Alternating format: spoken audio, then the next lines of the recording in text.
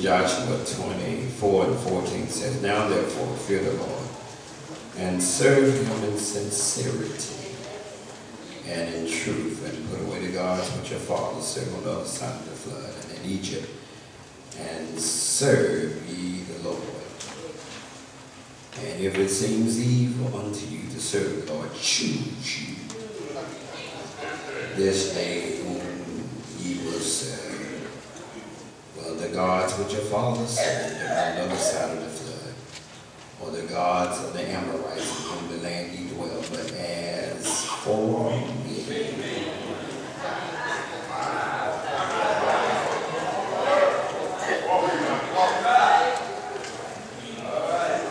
and my house,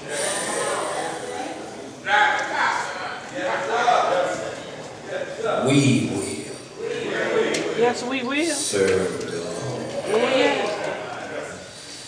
Oh, Lord have mercy.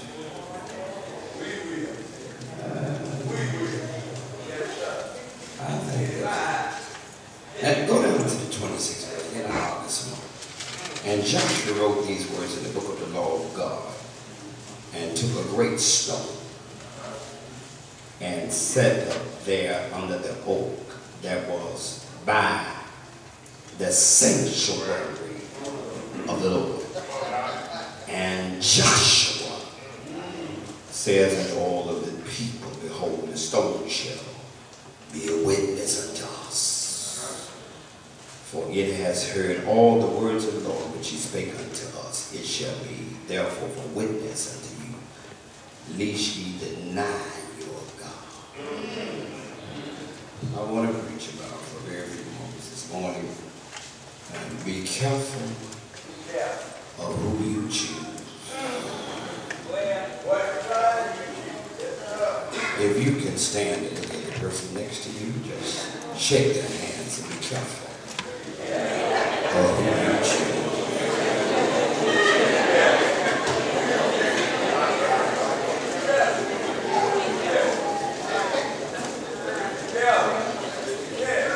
Remember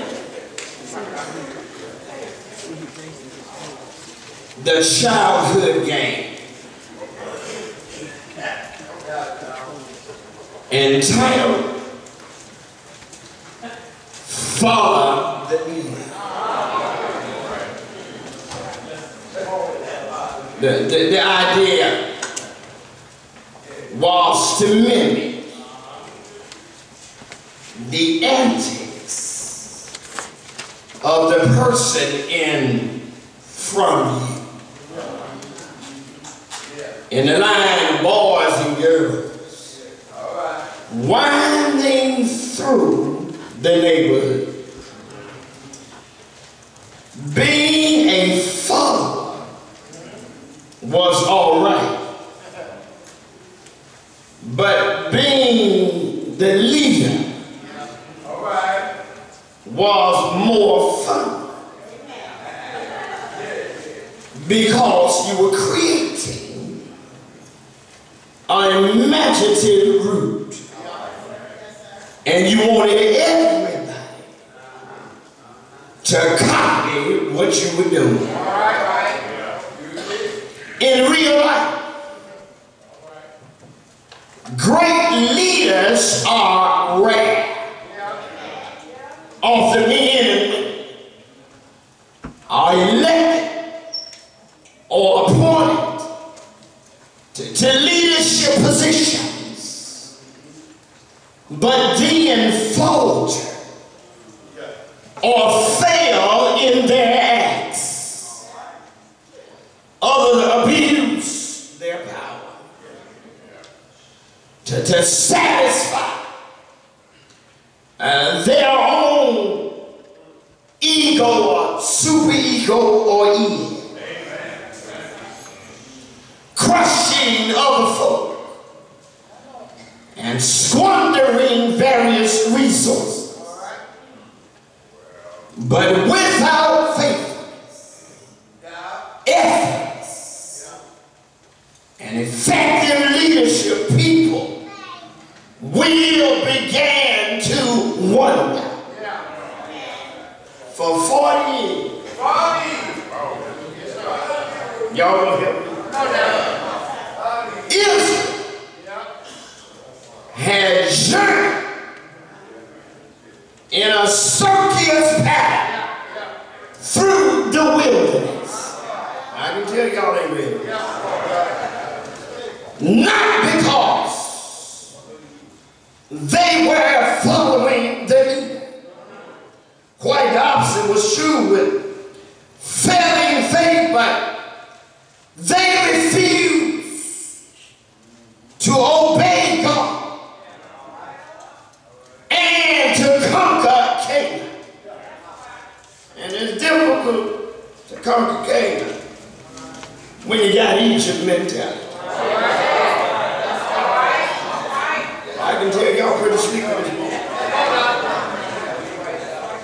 Yeah, a lot of us can't see tomorrow because we got Egypt mentality.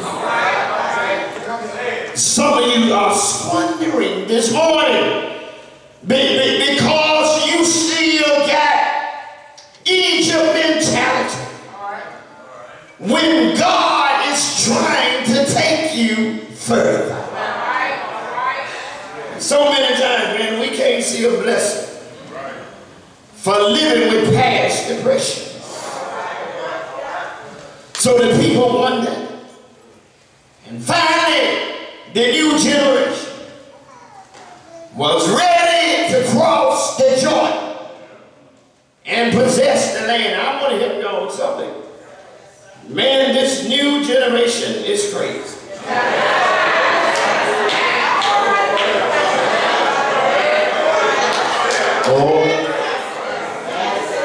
Oh yes it is. Man, this new generation, they something to handle. Man, this millennium age, I mean, everybody tech heads, and then this new generation, I mean, they only want to work 5 hours a day and make $100,000 a year. I mean, this new generation, man, they messed up. I mean, you know, they got different, you know, you used to hear words like crack, and you thought it was a crack in the wall. You hear words like pot, and you thought it was something you was getting ready to cook here. Y'all acting funny. It's strange to me, man. You used to hear words like grass. You thought somebody was going out there and was to cut it. Terminology is different. I mean, you know, Charlie, you used to hear stuff like boyfriend and girlfriend, but everybody got friends. Everybody got friends. How you have 5, 10 friends and sleep with them all? I'm sorry, you can tell them back at home. This new generation, everything has to have an upbeat in the church. Matter of fact, in many churches, if you don't have a praise team, then they think you ain't doing nothing. But years ago, Daddy Fisher, guess what? The deacon was the only praise team you had.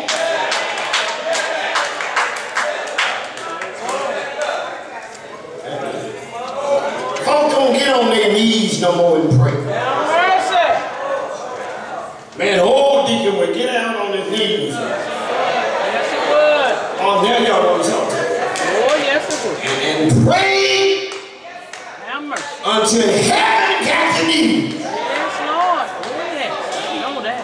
My daddy. They don't have baptized like they used to have. I mean, you got a rain pool now.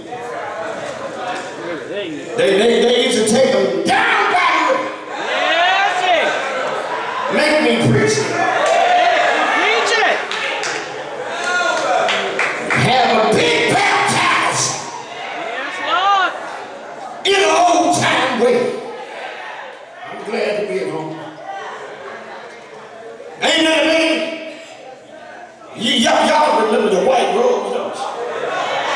String up under your arm, string around your waist, string around your legs. Guess what? They march it down to the river. Take it to the water.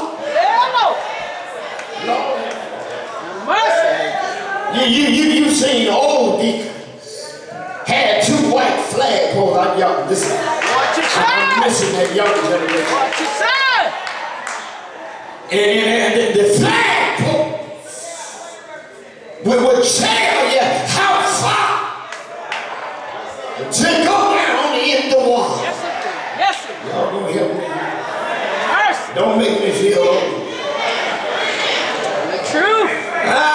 You'll see frogs, tadpoles, and snakes. Truth. But guess what? They had a big baptizing Lord. in an old time way. I'm done. I want to close right there. So the book of Joshua. About leadership of people of God as they finish their march and conquer the promised land. I need to, and y'all remember Moses? Moses left Joshua there as a success. And let me say something since I got all these preachers here.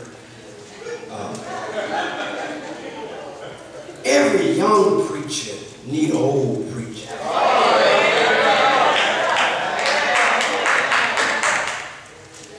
Because you need somebody. I ain't gonna look over this. You need somebody to mentor you.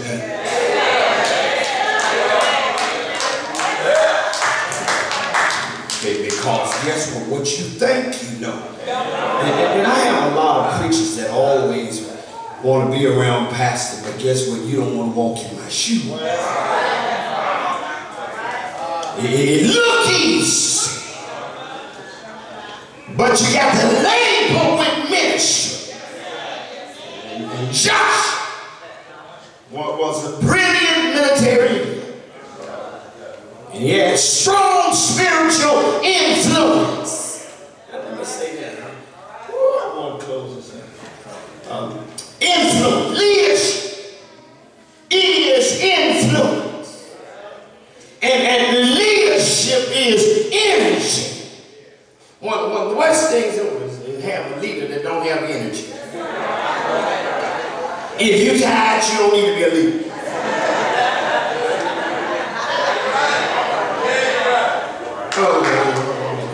I mean, if you don't want to be powered, don't be a leader. I was saying, when I was in Chicago this week, I was talking to a young man. He takes over this church from Dr. D. King, who was a noted pastor, and he was the only pastor I know can tell you the same story 15 times and you cry. 15 times. So the young pastor takes over the church, and then he went from 1,500 members to 35. And the reason why I went to 35 is because he doesn't have personality. I'm on my way somewhere. And you can't be a preacher. I heard y'all whispering. You can't be a preacher and don't like people.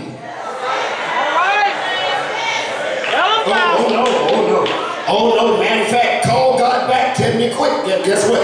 You can't be a preacher and don't like, and you can't just like good folk.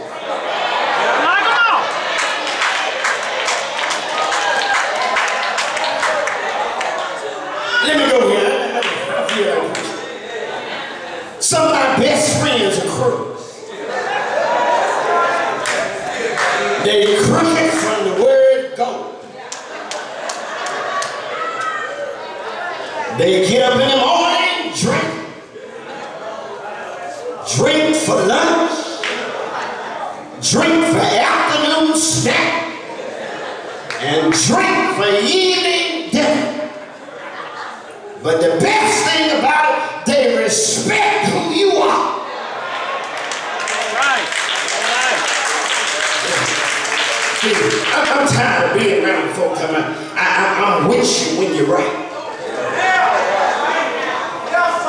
Be with me sometime when it look like I'm wrong. All right. And if you pray for it, watch God open up a door for you. God, let me get out of here. God spoke to Joshua. But one thing about Joshua, you got to give him credit for Joshua listened. Second thing that he did, he obeyed. And I discovered, man, I know a bunch of young folk, man, they won't listen to nothing. Let's know obey. Joshua obedience serves as a model. As a result of Israel remaining faithful to God throughout Joshua's lifetime, Moses made an excellent decision when he chose Joshua as the assistant. That choice was later confirmed by himself when he instructed Moses to commission Joshua as his successor. I want to hear some of my older folk here. You know, we ain't got no whole lot of young folk being successors no more. Matter of fact, it's hard to get young men to come to church. Less known to be deacon. It's hard to get young women to come out being a deacon and say, hey, have you ever noticed, man, ain't nobody waking up no more till I want to be a preacher. Ain't nobody calling the church no more till I'm another deacon so and so I want to be just like it. Our society has changed, but most young folk, they want to be rap artists.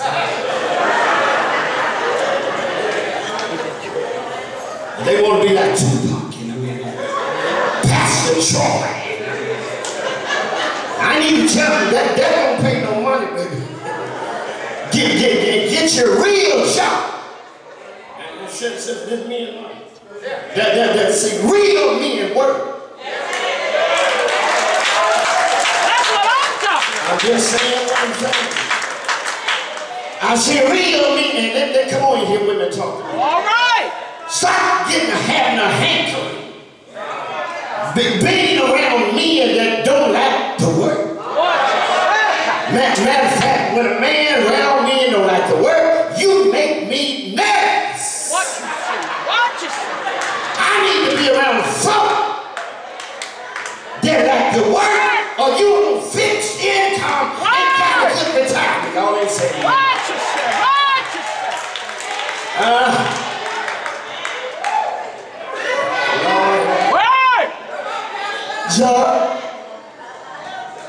The Bible, Joshua gathered all the tribes of Israel. He brought them down to Shechem, called for the elders of Israel, for the heads and all the judges, called for all the officers. And they presented themselves before God. Oh, what a beautiful thing. And women, what if you had a man that would present your own? There, oh no, there I go, mister. What if you had a man that would present himself to God before he presented himself to you? Every woman needs a man that loves God more than he loves you. All right, all right. Oh, it's tight for the ground. All right. Lord have mercy. Stop getting folk that love you more than they love God. He ain't gonna love you long. All right. Baby, if he's loving you more than he loving God, there's a problem. Sure is. If he loves God, can I add something else? He loves his mama. All right. Say it now. Baby, I promise you, you're on the right road. Oh, yeah. You watch a man that don't like his mama. You watch a man that won't give his mama some money. Have mercy. Y'all ain't saying nothing here. Say it, Master. He's a dangerous man to take care of you. Sure is. You need to make sure that he loves God Say and it. love his mother. Say it, Pastor. And I promise you, he will take care of you. Yes, he will. Oh, I gotta get out of here. And Shechem was the first place where the patriarch Abraham built an altar for God. Jacob to build an altar there. And Joshua later erected a commemorative place known as the Stone of Witness. I wish I had some preachers been to church. Shechem was the site of several important incidents. It was the site of the rape of Diana and the consequences, slaughter of Shechem's resident. At Shechem, Abraham received the promised land. And at Shechem, Jacob buys a plot of land. At Shechem, Jacob's sons were tending sheep before Jacob finds them at Dothan. Stay with me, I'm coming in. Jacob finds them in Dothan. And the covenant is confirmed at the conquest at Shechem. At Shechem, the city is set aside. And a Levitical city and the city of refuge. And I want to tell you, at Shechem, Joseph is buried there. At Shechem, the 10 tribes rejected Rehoboam. And Joshua was concerned, lest the people lapse back into idolatry.